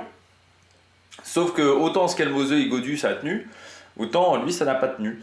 Mais en même temps, est-ce que je pouvais mettre une note plus mauvaise que 13 pour une équipe qui remporte quand même 3 victoires d'étape, avec un Van Aert qui a été présent sur 2 classements différents, qui était en mesure d'aller remporter les 2? C'est difficile. En dehors de Sepp Kuss et de Van Aert, Kian Uijtdebroek, complètement transparent. Et bon, là aussi, il va falloir se poser des questions pour Kian Uijtdebroek. Mais je l'avais un peu dit quand même en début de saison, mais quand tu changes comme ça d'équipe, la manière dont il l'a fait, C'est-à-dire, voilà, il a quand même cassé son contrat et ça s'est pas fait en douceur. Bah, faut que tu sois sûr de toi parce que mon coco, t'es un peu attendu au tournant. Il était attendu au tournant cette année, ça ne l'a pas fait. Ça ne l'a pas fait sur les deux grands tours. Et en plus, ce qui m'embête un petit peu du côté de Ken Uterbrook, c'est toujours cette capacité à se trouver des excuses et oublier que bah, les autres aussi, ils ont un petit peu les mêmes conditions météorologiques. Quand ils parlent de la chaleur en première semaine, oui, mais les autres aussi, ils avaient la chaleur. Et puis c'est pas comme si quand il a fait un petit peu plus froid, t'as été meilleur. Aussi du côté de Ken Uterbrook, hein, parce que c'est en début de deuxième semaine où on a commencé à avoir une perte de température. On peut pas dire qu'on a été émerveillé par les prestations de Ken Uterbrook en deuxième semaine. Après, Robert Gesink et Eduardo Affini, on peut saluer l'énorme travail qu'ils ont effectué pour aider Van Aert, notamment. Bon, Attila Walter a été plus discret. Van Baarle, bon, bah, il abandonne dès le deuxième jour. Donc, voilà, ça, on peut pas vraiment noter sa course. Ça a joué aussi hein, pour Van Aert, parce que c'est vrai que Van Aert gagne quand même 3 étapes, en sachant que son poisson pilote, qui était quand même Dylan Van Baarle, a abandonné quasiment d'entrée de jeu. Donc c'est fort aussi ce qu'il a réussi à mettre en place Wout Van Aert pour aller gagner ses courses. Et oui, Ken Uterbrook complètement transparent. Donc pour moi, voilà, du côté de la Visma, Lise Bike, 13 sur 20 sur ce Tour d'Espagne 2024. Du côté des autres notes du général, on commence à passer. Après la Visma, on passe à la DSM. 13 sur 20 pour la DSM. Là encore, on ne s'attendait pas à grand-chose. On a quand même une victoire d'étape avec Pavel Bittner. Hein. C'est quand même une équipe qui arrive à marquer des résultats sur les grandes courses. Ça, c'est important. Après, du côté de la DSM, voilà, la victoire d'étape, c'est ce qu'on pouvait espérer presque de mieux pour cette formation, vu l'effectif qui était emmené. Mais j'ai bien aimé la semaine... enfin même les 3 semaines plutôt de Pavel Bittner pendant cette épreuve. C'est dommage du côté de Bittner, c'est qu'il n'a pas réussi à prendre des points sur les étapes de plat, enfin sur les étapes un peu vallonnées, pardon, au niveau du classement du maillot vert, ce qui fait qu'il finit 6ème. Alors malgré tout, vous avez Max Poole qui marque des points au niveau du maillot vert, du côté du coureur britannique, qu'on a vu quand même souvent à l'attaque, il faut bien le dire, Max Poole, qui a tenté à plusieurs reprises sa chance. Ouais, moi j'ai bien aimé, voilà, Max Poole. Au général, c'est même lui, je pense, qui est peut-être le mieux classé, même s'il finit assez loin au final, puisqu'il a souvent été en attaque. Mais par exemple, je disais, d'un Damietz qui n'a pas perdu du temps volontairement, lui, c'est ce qu'il a fait, Max Poole. Il a perdu du temps volontairement, ça lui a permis de prendre énormément d'échappées, de prendre 3 troisième places, une deuxième place était du côté de l'Estación de Montaña de Manzameda. Et puis on l'a vu également du côté du parc naturel de Esqui, du côté des Lagos de Covadonga. Donc voilà, très souvent en échappée, sauf le dernier week-end au Picon Blanco à l'alto de Moncalvillo. Peut-être un petit peu de fatigue, tout simplement, du côté de Max Poole. Contrat avec la DSM, lui, jusqu'en 2027. Et puis on a vu également pas mal Lemreise, pas mal également Enzo Leinze dans les échappées. Et à l'intérieur de cette équipe, on retrouve également le dernier coureur du général, Tim Naberman. La lanterne rouge était également dans cette formation. Et puis Julius Vandenberg, pas exceptionnel, lui, pendant les 3 semaines de course. Max Poole, qui est le seul coureur à marquer des points au général pour cette formation, c'est 25. Donc c'est pour ça, j'aurais 13 sur 20, c'est correct. Mais on n'est pas non plus sur quelque chose d'exceptionnel du côté de cette formation, du côté de la DSM. On poursuit avec la Groupama, 14 sur 20 du côté de la Groupama.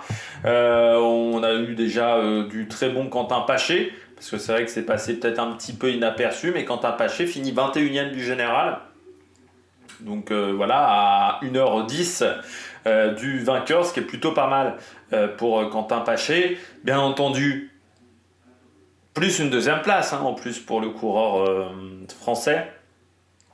Donc ça c'est déjà un bon résultat. Et puis bien entendu David Gaudu, 6e parce qu'il perd la 5e place le dernier jour. C'est dommage, ça fait 80 points UCI en moins. Mais c'est vrai qu'on a retrouvé David Gaudu On a retrouvé un David Gaudu confiant, performant sur cette semaine de compétition. Et c'est vrai que c'était important pour David Gaudu sur ces 3 semaines parce que son Tour de France n'a pas été bon, parce que je l'avais dit après son Tour de France qu'il fallait vraiment qu'il se remontre à un moment avant l'année prochaine ou en début d'année prochaine, parce que ça faisait quand même depuis 1 an et demi qu'il n'y avait pas eu de résultats véritablement notables sur les courses les plus importantes, et que ça commençait vraiment à faire extrêmement longtemps qu'il n'avait pas réussi en termes de performance à être dans le coup. Et là, le fait de le retrouver au top sur cette course où il a été pour moi à son niveau, ça fait du bien. Voilà, pour un David Gaudu, on nous indique qu'il y aurait une réflexion pour qu'il fasse le Giro plutôt que le Tour de France l'année prochaine. Moi, je serais plutôt partisan de cette idée-là, parce qu'autant Guillaume Martin a eu les mêmes résultats sur le Tour de France et le Giro ou la Vuelta, donc autant vous dire que la pression, il la gère très bien. Autant David Gaudu, j'ai l'impression qu'il la gère mieux, même s'il y a eu une 4e place sur un Tour de France, mais il arrive mieux à gérer quand il y a moins de pression sur ses épaules, quand il n'est pas forcément attendu. Voilà, parce que quand il fait 4e sur le Tour de France, c'est pas forcément le coureur qu'on attendait le plus sur cette édition-là. Donc je trouve que c'est pas mal de ce côté-là. Et puis Stefan Kung, qui remporte le dernier contre la montre. Ça faisait depuis 2022 que cette équipe n'avait pas gagné. Il fallait remonter à très longtemps pour retrouver une victoire de la Groupama. C'était peut-être même avant 2022. Je ne sais plus quand était la dernière victoire de la Groupama FDJ. Je ne sais pas si je vais avoir... là j'ai plus le live stat de la course, je pense. Ah si, on l'a encore. Alors, tac. Est-ce qu'on a les dernières victoires de la Groupama? Mais ça faisait extrêmement longtemps que cette équipe n'avait pas réussi à s'imposer. C'était Giro 2022, victoire d'Arnaud Démare, c'était bien 2022. Voilà, et c'était la 39e victoire sur un grand tour de la Groupama FDJ, la première. Je ne l'ai pas, j'ai pas la première victoire, voilà. Puis si je clique là, non, j'aurai pas les victoires sur les grands tours. Je pense pas. Peut-être sur le côté, non, j'ai victoire par saison, Victory Team History. Ah si. Ah oui, mais ça doit plus... Grand Tour Stage. Voilà, la première, c'était le Tour de France en 1997 avec Christophe Mongin qui avait remporté la 16e étape à l'époque. Qui avait réussi à remporter cette 16e étape devant Frank Vandenbroek et Richard Virenque. Voilà, ça avait été un sprint dans une grosse, un gros groupe. Il y avait Jan Ullrich par exemple dans cette échappée, donc Christophe Mongin qui avait réussi à s'imposer. Christophe Mongin qui était arrivé à la Française des Jeux dès la première année de cette équipe en 97 et qui avait arrêté sa carrière en 2008 dans cette même formation sur un tour du Poitou-Charentes. Elle avait fini avec quand même une dernière saison à 75 jours de course. Encore dans sa carrière, vainqueur également de Cholet-Pays de la Loire, du Grand Prix de Plouay, du côté de son palmarès. Donc voilà, il avait réussi à pas mal de résultats. Voilà, deuxième du Trobro-Léon également en 2004, quatrième du Grand Prix Ouest-France en 2003, aussi parmi ces gros résultats en carrière à Christophe Mongin, qui avait commencé chez Chazal, dans l'équipe de Vincent Lavenu. Voilà, il a connu Vincent Lavenu et Marc Madiot seulement comme manager. Mais c'est bien, Stefan Kung, en termes de résultats, parce que c'est vrai que ça a commencé, je pense, à un petit peu taper sur la tête des coureurs, d'avoir ces résultats qui n'arrivaient pas. Et puis, vous avez également cette belle 6e place de David Gaudu. Donc, je pense que ça fait beaucoup de bien pour cette équipe, pour cette formation. C'est pour ça que je mets un bon 14 sur 20. Il y a une victoire d'étape, il y a une bonne place au général. Il y a Quentin Paché aussi qui se fait battre seulement par Van Aert et qui arrive à être dans le top 30. Donc je trouve que c'est quand même une belle compétition qu'a réalisé l'équipe française. Et puis la Jaïko Alula également 14 sur 20.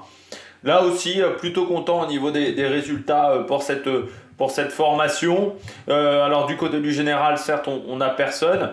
Mais bon, on savait qu'avec Dunbar, ça n'allait pas être forcément évident. Mais c'est vrai que la triplette Dunbar-Zana Schmidt a été quand même très en vue. Double victoire pour Eddie Dunbar. Et là aussi, un coureur qui a certainement retrouvé de la confiance grâce à cette deuxième victoire qui va faire du bien. Une 11e place au général quand même pour l'Irlandais.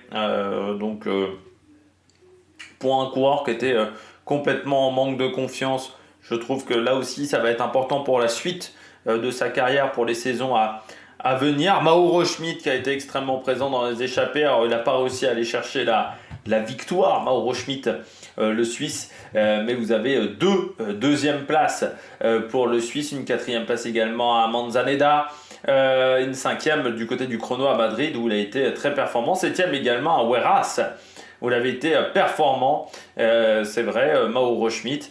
Et donc une belle semaine, voilà une belle semaine. À chaque fois je dis une belle semaine depuis le début de cette partie de vidéo, dans vraiment 3 semaines de course très intéressantes du côté de cette équipe. Dommage Alessandro De Marchi, mais là aussi le poids des ans commence à se faire sentir du côté du coureur italien qui a quand même 38 ans, qui est en fin de contrat. Je ne sais pas s'il poursuivra sa carrière.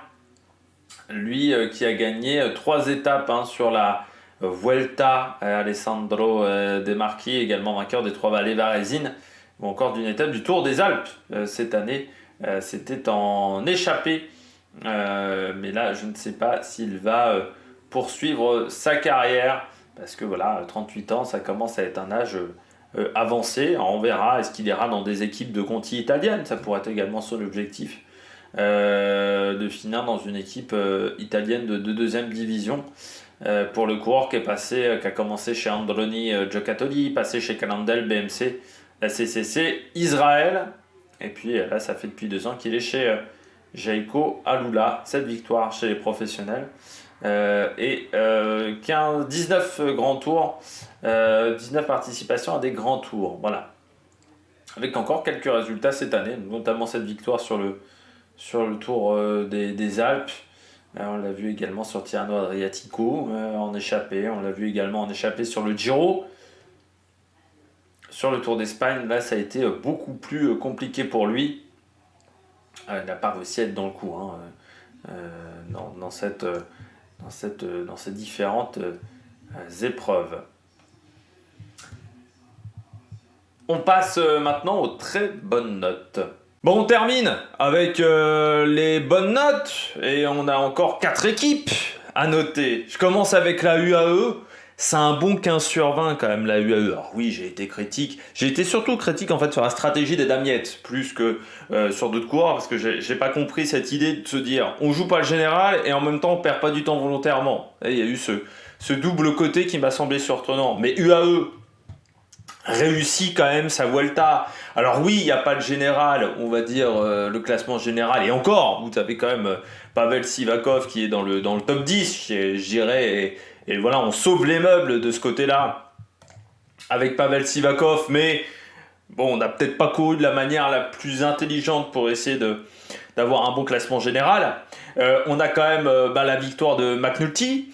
Vous avez le maillot de meilleur grimpeur de Jevine, la victoire également de Marc Solé, la victoire d'Adam Yates, et également au général, lors de l'étape plutôt numéro 9. Sivakov 9e, Adam Yates 12e. Alors oui, c'est sûr que comparé au Tour d'Italie remporté, au Tour de France remporté, le résultat est un petit peu moins bon, mais quand même, c'est pas un tour raté. C'est-à-dire que si on compare à ce qu'a fait la Visma, c'est quand même, je trouve, mieux que la Visma collectivement. Si on compare, parce que Sepkus est bien plus loin en général, il est plus loin en général que Sivakov, et Jan Uijtdebroek qui n'est pas à la place d'Adam Yates, celui qui l'a abandonné. Voilà, c'est un bon résultat, même si c'est vrai qu'on aurait voulu plus. Forcément, je pense que du côté du AE, il voulait remporter ce 3e grand tour avec Joan Almeida. Almeida en plus abandonne sur Covid. On n'est pas sur un abandon parce qu'il était en mauvaise posture, on va dire, au général. parce que le coureur était nulle part. Non, il était plutôt en forme. Et puis bon, il a attrapé la Covid. C'était une Vuelta où il y a eu quand même pas mal de cas de Covid. Il faudra y faire attention quand même parce que ça reste un sport, le cyclisme, qui est quand même, j'ai l'impression, plus touché que d'autres sports par ce côté-là Covid et par cette transmission de maladies. Et puis après, oui, on a eu McNulty qui remporte la première étape. Ça, c'était plutôt réussi du côté de cette formation. Puis c'est intéressant quand même du côté de l'américain qui voilà, avait pas gagné depuis quelques temps en plus, hein, je pense, McNulty avec cette étape. Et puis on les a vus en échappée, on les a vus très présents du côté de la UAE, peut-être même plus présents que sur d'autres courses. Malgré le fait que les résultats au niveau du général étaient moins bons, mais c'est vrai que ça leur a permis d'attaquer presque à outrance au niveau du général. Bon, voilà, ils ont fait le spectacle. Après, c'est vrai que voilà, la petite déception, c'est pour ça que je mets pas plus de 15. Je mets pas moins de 15 parce que pour moi, ça moins de 15. Tu vois, par exemple, si je mets 13 à UAE, alors il faut que je mette 11 à la Visma. Voilà, il y a un moment, il faut être cohérent également au niveau des notes. Mais en plus, pour moi, il y a ce côté, oui, on a été très présent en termes de résultats. Quasiment tous les coureurs ont été visibles, hein, parce que même Baroncini, par exemple, c'est peut-être Del Toro, même hein, du côté du collectif, qui a été le moins à son avantage. Bon, on a vu tout le monde. On a vu donc qu'il y avait un gros collectif, on a vu une grosse force collective autour de Jean Almeida aussi les premiers jours. Et puis, on a vu, voilà, on a 3 victoires avec 3 coureurs différents. Ça, c'est pas anodin non plus. On a un maillot de la montagne avec un autre coureur que ceux qui se sont imposés. Et puis, vous avez Sivakov également qui a pris des échappées. Bah, le seul, encore une fois, c'est Del Toro qui a été plus en difficulté. Mais est-ce que c'était une bonne idée de faire un grand tour à Del Toro, alors que c'est un coureur qui avait pas mal couru en début de saison, qui reste quand même dans sa première année chez les professionnels au niveau World Tour? Ça, c'est une question qu'on peut se poser, parce que je suis pas sûr que c'était peut-être l'idée du siècle quand même pour Isaac Del Toro. Donc non, moi je trouve que c'est quand même un bon grand tour. La seule déception là, c'est le général, et même de ce côté-là, encore une fois, on en cale quand même 2 dans le top 15, un dans le top 10, donc je dirais qu'on arrive quand même un petit peu à sauver les meubles. Oui, s'il y avait eu que Pavel Sivakov et que tu n'avais pas eu tes 3 victoires d'étape, oui, la note dépassait pas les 10.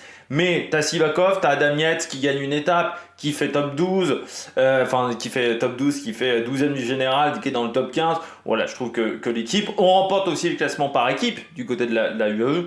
Je dirais qu'il y a quand même des satisfactions sur une Vuelta qui, c'est vrai, le jour de l'abandon de Jean Almeida était quand même assez mal embarqué, on va pas se mentir, après une semaine de course. Deuxième équipe à 15 sur 20, j'ai hésité même à mettre 14 à cette équipe. À mettre un gros point de pénalité. Pour moi, il y a quand même une pénalité du côté de la Décathlon. J'ai mis 15 sur 20. J'ai pas mis plus du côté de la Décathlon. Pour une chose, c'est l'action sur Carapaz. L'action qui provoque la chute de Carapaz, donc avec Lafay, avec cette action un petit peu collective que j'ai trouvée très mauvaise. Très mauvaise je trouve, pour l'image du cyclisme, et qui aurait pu avoir des conséquences ultra graves. Et c'est là où je me dis que cette règle des cartons jaunes, je la trouve stupide, parce qu'on met à égalité une action comme celle-là, qui pour moi nuit à l'image du cyclisme et qui peut être très dangereuse, à d'autres situations qui pour moi sont beaucoup moins dangereuses. Et on voit hein, pour le moment, les bidons en dehors des zones de ravitaillement sont quasiment pas sanctionnés. Donc c'est là où pour moi le système de carton jaune n'est pas bon, parce que j'aurais préféré un système de permis qui permette de sanctionner plus justement ce qu'on a du côté de la Formule 1, même si là encore de ce côté-là on peut émettre des doutes sur les points de pénalité de temps en temps. Mais Magnussen par exemple, oui, il a fait des conneries pendant toute l'année, il a fait des bêtises plus ou moins grosses, au bout d'un moment ça donne une sanction. Moi je préférais un système de permis à un système de carton jaune. L'UCI pour le moment utilise un système de carton jaune, mais pour moi, les cartons étaient totalement justifiés. J'aurais même, pourquoi pas, sanctionné un des directeurs sportifs.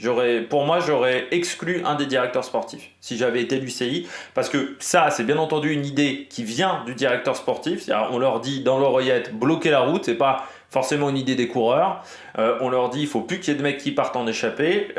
Et pour moi, je trouve qu'un des 2 directeurs sportifs aurait pu être exclu de la course pour cette idée.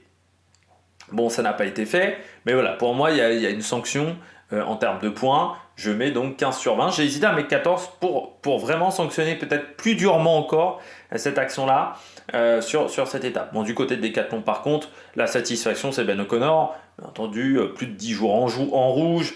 Deuxième du général quand même, aussi Ben O'Connor, qui n'a pas perdu cette deuxième place. Parce qu'encore une fois, je vous le disais, quand on perd le maillot rouge, parfois, il y a une sorte de décompression. Voilà, on a du mal à se remettre dans la course. Il s'est remis très fort dans la course. Il a réussi à garder son objectif en tête qui était un podium. Donc ça, c'est un très bon résultat. Une grande année quand même de Ben O'Connor. Parce que même sur sa course qui pour moi est la moins réussie, qui reste le Giro, eh bien il arrive quand même à faire quatrième. Donc ça, c'est plutôt un beau résultat et puis un beau cadeau d'adieu avec une victoire d'étape du côté de cette formation. Donc ça, c'est un très bon résultat du côté de la Décathlon. C'est vrai que ensuite, on peut avoir quand même des petites déceptions. Alors, Lafay et Bouchard sont quand même sur des saisons qui sont compliquées. C'est vrai qu'on les a assez peu vus, il faut bien le dire, sur ces 3 semaines de course. Mais il faut le rappeler aussi, hein, c'est des coureurs qui ont repris extrêmement tard. Et c'est dur d'être performant quand on reprend aussi tardivement dans la saison. Donc il y a pour moi voilà, comment dire, il y a des arguments qui font que oui, Victor Lafay et Geoffrey Bouchard finissent 109e et 108e, l'un derrière l'autre, mais bon, ils ont commencé extrêmement tard. Moi, j'ai bien aimé la course de Valentin Paré-Pinte, notamment sa 3e semaine, encore très bon en 3e semaine. Clément Berthet qui fait 20e du général. On en a peu parlé de Clément Berthet, mais sur les 2 premières semaines de course, il est vraiment important autour de Ben O'Connor. Bon, Félix Gall, c'était plus compliqué pour Félix Gall. L'année est plus difficile, hein. C'est vrai, je regardais vos arguments hein, sur cette question que vous avez posée. Est-ce que vous trouvez que Félix Gall confirme ou ne confirme pas? Et c'est vrai qu'on était plutôt sur une non-confirmation hein, dans les commentaires, de manière assez importante. Même je m'attendais à ce qu'il y ait peut-être un mec ou deux qui le défendent. Non, il a plutôt été sur la non-confirmation. On doit être au moins sur un 85%, je pense, dans la vie des suiveurs de la chaîne. Et c'est vrai qu'on peut le dire, le Tour de France sauve pas sa saison à Félix Gall, qui a quand même été une saison qui, je trouve, a été compliquée, qui a pas hyper bien débuté et qui se finit pas très bien avec cette Vuelta. Je sais pas s'il fera encore d'autres courses, Félix Gall, au niveau de son calendrier. Vous avez également Valentin Paré-Pinte qui lui a été bon. Armirail, il est présent sur les chronos, mais c'est peut-être pas quand même les meilleurs chronos qu'il ait fait dans sa carrière, Bruno Armirail.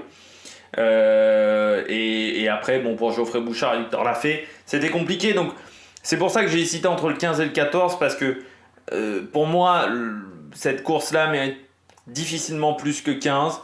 Mais il y a quand même Ben O'Connor. C'est vrai que la course de Ben O'Connor sauve un peu presque la Vuelta de cette formation Décathlon AG2R, parce que tu te dis, s'il n'y avait pas eu Ben O'Connor, la course aurait été quand même beaucoup plus compliquée pour cette formation. On va pas se mentir que De Pestel, il m'a pas marqué véritablement par ses résultats, hein, Sander de Pestel, qui a abandonné à la 17e étape.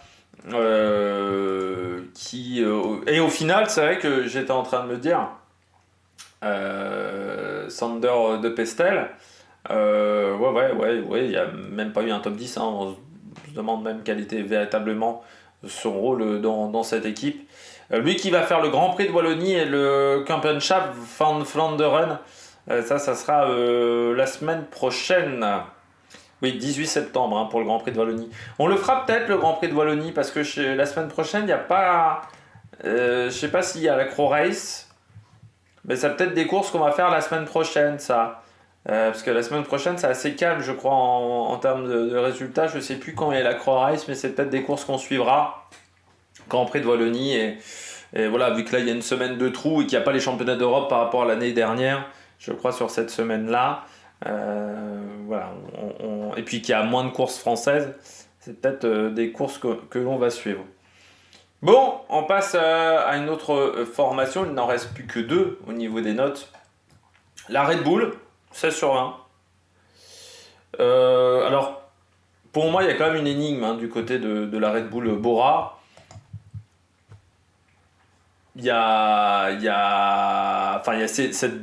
énigme ces derniers jours de course, hein, on va pas se mentir, mais ces 2 derniers jours de course, avec ce problème d'intoxication alimentaire, ça me semble énorme. Que dans une équipe où faut savoir que dans le cyclisme on contrôle tout, notamment au niveau de l'alimentation, qui ait eu voilà, un problème de ce type-là de produits invariés, donc qui semblerait dans des œufs. Alors, je pense que la bactérie a résisté. Si c'était des œufs, ils prennent pas des œufs crus, mais ils prennent peut-être des œufs sur le plat ou des œufs brouillés et des œufs qui sont pas cuits à très haute température. Je pense que c'est pour ça que la bactérie a peut-être résisté, parce que je sais pas. C'était la Listeria, hein, je crois, ou E. coli, je sais plus lequel des deux. Et je sais pas si la bactérie résiste peut-être à 120 degrés ou un truc comme ça. Et donc 120 degrés, si vous cuisez avec une poêle, vous atteignez rarement 120 degrés. Faut vraiment forcer au niveau de la cuisson. Donc c'est peut-être pour cette raison-là que la bactérie a résisté. Mais c'est vrai que ça a coûté l'abandon des Gamper, de Daniel Felipe Martinez, de Nico Denz, donc a coûté très cher. Il y a des coureurs qui pour moi ont fait une très bonne course. Pour moi, Roger Adria, Giovanni Aleotti aussi, qu'on a beaucoup vu, même Vlasov également, et puis bien entendu Lipovic. Daniel Felipe Martinez a été un peu plus discret. Nico Denz n'a pas apporté grand chose, je trouve, à l'équipe, mais il ne fait pas une année exceptionnelle, je trouve, Nico Denz. Enfin, c'est surtout que je crois que l'année dernière a été une très très grande saison pour Nico Denz et que cette année il est rentré plutôt un peu plus dans le rang. Mais c'est vrai que je trouve que Denz et Daniel Felipe Martinez ont été un petit peu plus discrets, mais c'est quand même une belle course du côté de la Red Bull Bora-Hansgrohe. On met 2 coureurs dans le top 10 avec un très bon Lipovic qui marque des gros points, je pense, au niveau de la direction de la Red Bull Bora-Hansgrohe. En plus, l'avantage, c'est que c'est un coureur allemand. On sait que cette formation, qui est toujours basée en Allemagne, mais on sait que les coureurs allemands et autrichiens ont toujours été des coureurs importants pour cette structure. Scharmann, notamment. J'ai oublié le mec qui avait fait 4ème du Tour de France, qui n'était pas Scharmann. Bourman, voilà, qui était aussi un coureur important. On sait que c'est Mühlberger aussi qui est resté très longtemps dans cette structure. On sait que ce sont des coureurs qui sont voilà, qui sont des coureurs qui sont très regardés. Et c'est vrai qu'on préfère quand il y a des résultats de ces coureurs-là que peut-être des coureurs de d'autres nations du côté de cette équipe. Mais cette Red Bull Bora-Hansgrohe qui avait besoin de résultats, parce que c'est vrai que depuis l'apparition de Red Bull, le Tour de France avait été décevant pour cette structure. Donc il y avait besoin de montrer le maillot Red Bull. Et puis Roglic qui gagne une nouvelle Vuelta, qui est l'homme d'Espagne. Du côté de... Voilà, c'est quand même ses meilleurs résultats, il les a eu en Espagne, quasiment Primož Roglic. Donc ça fait plaisir, et puis ça permet de finir cette saison sur une note un petit peu moins salée. Ça permet également de récompenser la confiance qu'a fait cette formation Red Bull de Bora-Hansgrohe de l'engager. Donc je pense qu'il y avait l'envie du côté de Primož Roglic de faire un bon résultat. Alors, il a dit que lors de la dernière journée de course, il est allé aux toilettes au moins 20 fois. Je ne sais pas si c'est vrai ou si c'est pas vrai. Moi je pense que c'est pas vrai, parce que s'il avait vraiment été en difficulté au niveau gastro, il n'aurait pas fini à 30 secondes de Stephen Kung. Il aurait fini bien plus loin. Donc je pense que ça c'est un petit peu de l'intox. C'est vrai que c'est une énigme, parce que ça me semble gros. Moi personnellement, ça me semble gros. Et c'est vrai que ça rappelle une époque où on avait parfois des abandons pour éviter les contrôles antidopage. J'espère que ce n'est pas ce qu'a fait la Red Bull Bora-Hansgrohe. Mais c'est vrai qu'à une époque ça arrivait dans ce genre de situation, avec les coureurs qui avaient tous une gastro d'un coup. C'était la TVM qui avait fait ça. Je sais plus si c'est tour 98, 97, où ils ont tous une gastro, et ils avaient dit c'est parce qu'on a mangé la nourriture de l'hôtel. Or l'hôtel avait dit en fait il n'y a personne qui a été malade, c'est parce qu'ils avaient pris des produits dopants. Donc j'espère que c'est pas un problème de digestion dû à je sais pas, on a pris trop de certaines substances qui sont peut-être pas interdites au niveau de l'UCI, mais qui sont parfois des problèmes de digestion. Il y a peut-être eu ça du côté de Red Bull Bora, parce que quand même le coup de de la bactérie, quand on sait les contrôles sanitaires quand même au niveau de la nourriture, je serais surpris. Après, c'est vrai que l'année dernière, Canaille Brooks disait la Red Bull enfin la Borans-Grohe, c'est une équipe qui ne fait pas tout pour être performante. C'est un peu ce qu'il disait dans ses propos. Mais ça me semble quand même assez gros. Voilà. Donc on verra du côté de cette affaire si on aura des informations supplémentaires du côté de la Red Bull Borans-Grohe. Mais voilà, j'ai mis un 16 sur 20. Il ne reste plus qu'une équipe, la Kern Pharma, 18 sur 20. Bah oui, parce que, comme je dis, la manière dont je note, je prends les objectifs de départ. Je regarde également ce qu'on peut attendre de cette formation quand on regarde la liste de départ. Et puis après, je regarde si on a vu le collectif pendant toute la course, si on a vu plusieurs coureurs différents. Voilà, si on n'a pas vu qu'un seul coureur, ça bonifie un petit peu la note. Et puis bien entendu, une équipe de deuxième division qui arrive à gagner 3 étapes sans faire de sprint, sans gagner de sprint, c'est exceptionnel du côté de la Kern Pharma. Énorme Pablo Castrillo, vraiment en partant vers Ineos. Je pense que la formation devra arriver dans les 10 prochains jours, je pense, du côté de Pablo Castrillo. La confirmation devra arriver dans les 10 prochains jours. Vous avez également José Félix Parra qui rentre dans le top 20, qui fait 17ème du général. Encore une fois, on est sur une équipe de deuxième division espagnole, donc c'est vraiment un très très bon résultat. Vous avez les sprints de Pau Miquel du côté de cette équipe. Là aussi, on a été très bon. Il faut rappeler aussi que du côté de la Kern Pharma, aucun abandon sur ces 3 semaines de course. Or, on partait quand même avec 5 coureurs qui avaient moins de 25 ans, qui étaient éligibles au classement des jeunes. Vous voyez, quand il y a la petite étoile, c'est les coureurs qui sont éligibles au maillot blanc. Et puis, la victoire d'Urko Berradé en terre basque, chez l'ennemi. Enfin, chez l'ennemi peut-être pas, mais chez l'adversaire, à Euskaltel, à Euskadi. Non, ça a été une très grande course de la Kern Pharma. On ne pouvait pas s'attendre à ce que cette formation-là ait des résultats pareils sur une course World Tour, sur un grand tour. Et ça montre le grand niveau de performance qu'a réussi à avoir cette équipe sur ces 3 semaines. Donc voilà, oui, très très bon résultat du côté de la Kern Pharma. J'ai pas grand chose d'autre à dire. Pour moi, c'est un 18 sur 20. Encore mieux, j'aurais mis 19 si tu avais un coureur qui est rentré dans le top 10. C'est ce qui fait la petite différence. Mais bon, José Félix Parra fallait déjà rentrer dans le top 17, dans le top 20 du général.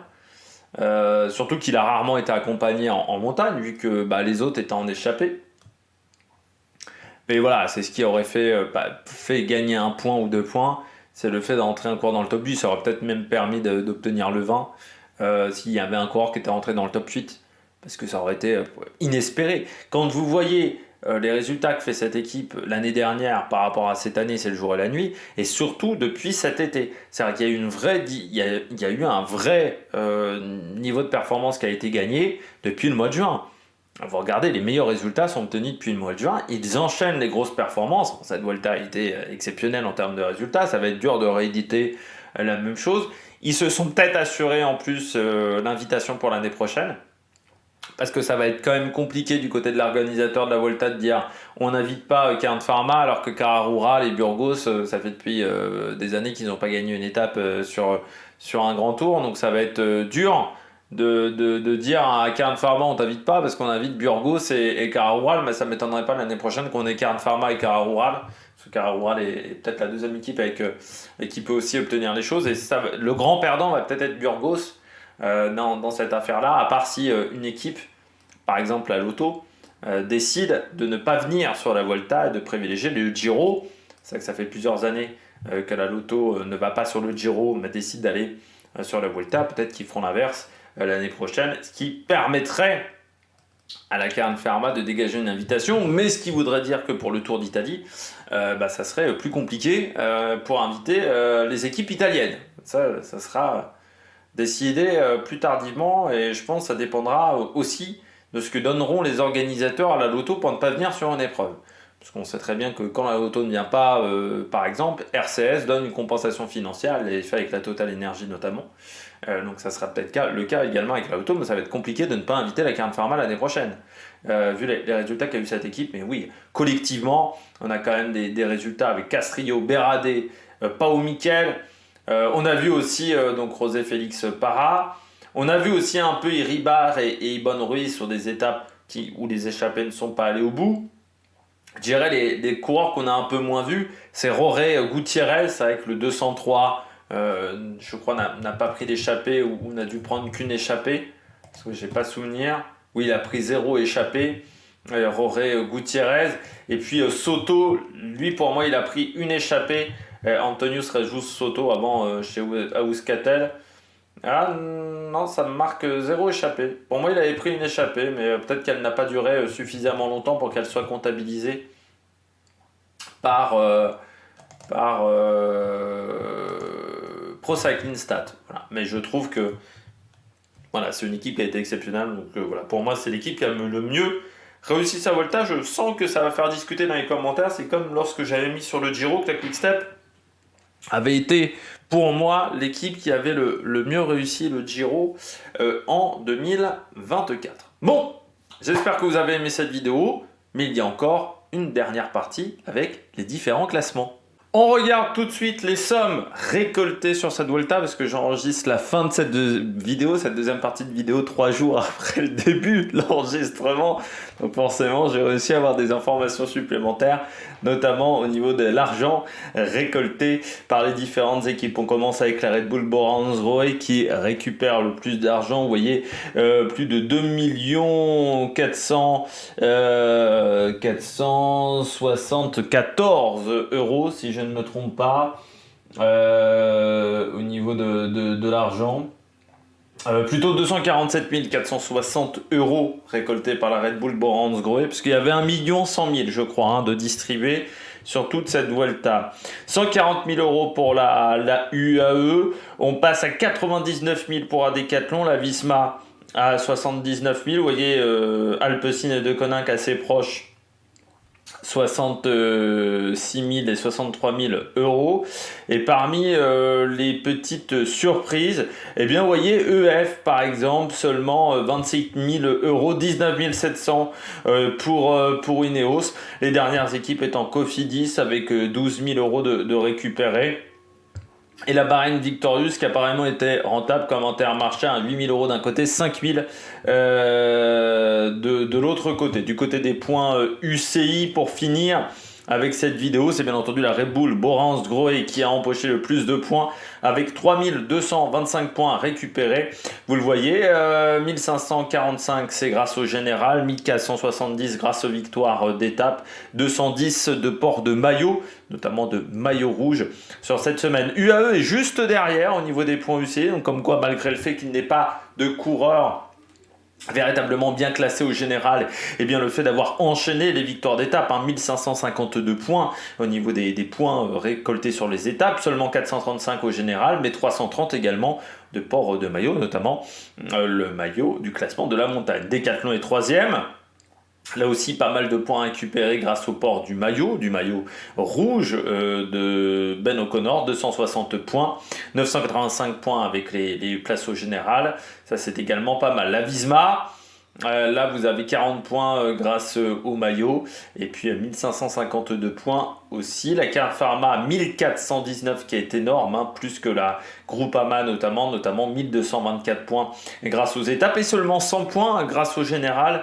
Donc ça doit être notamment les points de Rosé Félix, je crois, Parra dans ce classement. Et parmi les équipes qui sont mal classées, Ineos, seulement 716 points récupérés. Vous avez la Cofidis à 387, c'est mieux que d'autres formations. Et puis dans les dernières, la Bahreïn, seulement 215 points UCI, Astana 337 et Intermarché 342 points UCI seulement marqué. La Jayco par exemple en a marqué 1255, ce qui est pas mal, c'est quasiment autant que la Alpecin Deceuninck.